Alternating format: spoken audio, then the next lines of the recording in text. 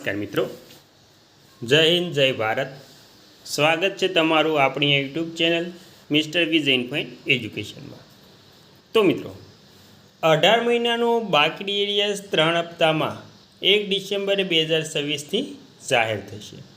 તો ગુજરાત રાજ્ય એટલે કે ગુજરાત રાજ્યના જે પેન્શનરો અને સરકારી કર્મચારીઓ છે તેના માટે જે 18 મહિનાનો બાકી એરિયસ છે તે રાજ્ય સરકારે જાહેર કર્યું છે કે નહીં તેની સંપૂર્ણ વાત કરવી છે। તો ગુજરાત પેન્શન વિભાગ સૌથી મોટો નિર્ણય, તો ગુજરાત રાજ્ય સરકારનો સૌથી મોટો નિર્ણય શું છે તેની સંપૂર્ણ વાત આજે આપણે સાવ સરળ શબ્દમાં કરવાના છે। તેથી વિડીયોને અંત સુધી જોવા નમ્ર વિનંતી, અને તમે આપણી ચેનલમાં નવા હોય તો આપણી ચેનલને પણ સબસ્ક્રાઈબ કરી લેજો, કેમ કે એવી કોઈ પણ નવી અપડેટ આવે તે નોટિફિકેશન સૌથી પહેલાં તમને મળી જાય। તો કોવિડ કાળ દરમિયાન રોકી દેવાયેલા 18 મહિનાના મોંઘવારી ભથ્થા ડીએના એરિયસ અંગે ગુજરાત સરકાર કે કેન્દ્ર સરકાર દ્વારા 3 હપ્તામાં ચૂકવણી કરવાની કોઈ સત્તાવાર જાહેરાત કરવામાં નથી। સરકારે સંસદમાં સ્પષ્ટ કર્યું છે કે નાણાકીય સ્થિતિને કારણે આ 18 મહિનાનું એરિયસ ચૂકવવું શક્ય નથી।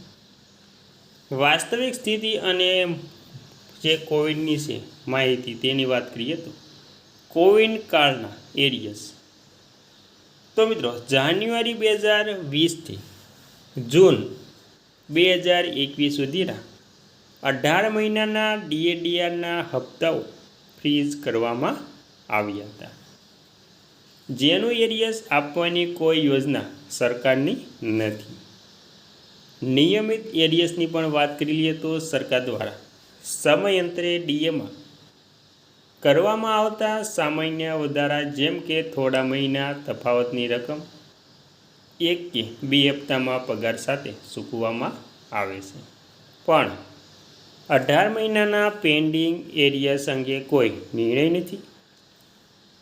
વધુ વિગતો અને સત્તાવાર અપડેટ માટે તમે ગુજરાત રાજ્યની નાણાં વિભાગની વેબસાઇટને પણ ચકાસી શકો છો મિત્રો।